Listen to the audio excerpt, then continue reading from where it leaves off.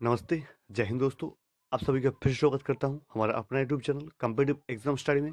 जैसे कि आप लोग जानते हैं, इस चैनल में कोई भी कॉम्पिटिटिव एग्जाम का प्रिपरेशन, सिलेबस, पैटर्न्स और डेली करंट अफेयर्स की पूरी जानकारी मिलेंगे। दोस्तों, जिन लोगों ने अभी भी हमारे चैनल को सब्सक्राइब नहीं किया, जल्द जुड़ी हमारे चैनल को सब्सक्राइब और बेल आइकन को प्रेस कर लेना। तो चलिए दोस्तों, शुरू करते हैं। आज का डेली करंट अफेयर्स का टॉपिक है दिसंबर 2020 का।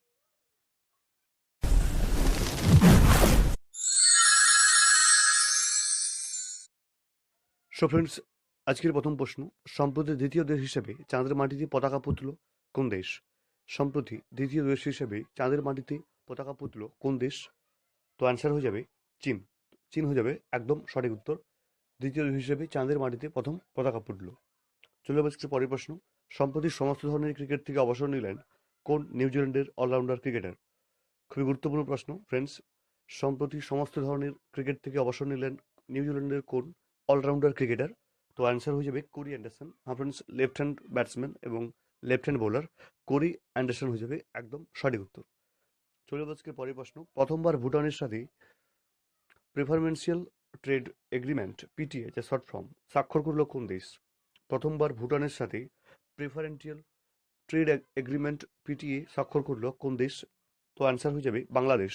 ফ্রেন্ডস, স্টেট অফ বাংলাদেশ হয়ে যাবে, সরি কান্ট্রি বাংলাদেশ হয়ে যাবে একদম সঠিক উত্তর। চলে যাবো আজকের পরের প্রশ্ন, সম্প্রতি 90 বছর বয়সে মারা গেলেন প্রখ্যাত বাঙালি অভিনেতার নাম কি? সম্প্রতি 90 বছর বয়সে মারা গেলেন প্রখ্যাত বাঙালি অভিনেতার নাম কি? তো অ্যান্সার হয়ে যাবে মনু মুখার্জি। ফ্রেন্ডস, মনু মুখার্জি হয়ে যাবে একদম সঠিক উত্তর। চলে যাবো আজকের পরের প্রশ্ন, 2021 FIFA club world cup host করবে কোন দেশ? 2021 FIFA club world cup host করবে কোন দেশ? তো আনসার হয়ে যাবে জাপান। ফ্রেন্ডস, জাপান হয়ে যাবে একদম সঠিক উত্তর।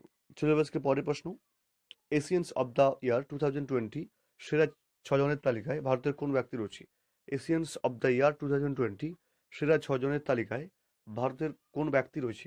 তো আনসার হয়ে যাবে ভারতের সিরাম ইনস্টিটিউটের সিইও আদর পুনওয়ালা। ফ্রেন্ডস, আদর পুনওয়ালা হয়ে যাবে একদম সঠিক উত্তর। সিরাম ইনস্টিটিউটের সিইও, চিফ এক্সিকিউটিভ অফিসার। চলে আজকে পরের প্রশ্ন, ওয়ার্ল্ড স্কোয়াড ফেডারেশন এর ভাইস প্রেসিডেন্ট হিসেবে নিযুক্ত হলেন কে? ওয়ার্ল্ড স্কোয়াড ফেডারেশনের ভাইস প্রেসিডেন্ট হিসেবে নিযুক্ত হলেন কে?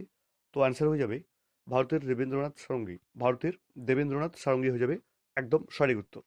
চলে আজকে পরের প্রশ্ন, 8 নম্বর প্রশ্নে, রাজ্যের একাদশ ও দ্বাদশ শ্রেণীর ছাত্রছাত্রীদের জন্য লার্নিটিক অ্যাপ লঞ্চ করলো কোন রাজ্য সরকার? রাজ্যের একাদশ ও দ্বাদশ শ্রেণীর ছাত্রছাত্রীদের জন্য লার্নিটিক অ্যাপ লঞ্চ করলো কোন রাজ্য সরকার? তো আনসার হয়ে যাবে ঝাড়খণ্ড সরকার। ফ্রেন্ডস, স্টেট অফ ঝাড়খণ্ড হয়ে যাবে একদম সঠিক উত্তর।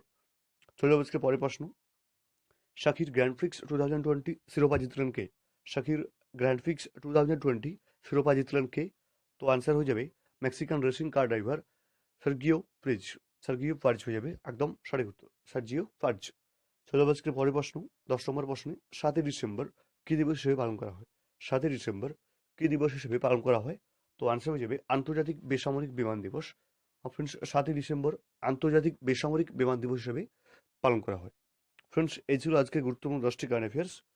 दोस्तों, जिन लोगों ने अभी भी हमारे चैनल को सब्सक्राइब नहीं किया, जरूर जुड़िए हमारे साथ, हमारे चैनल को सब्सक्राइब और बेल आइकन को प्रेस करना।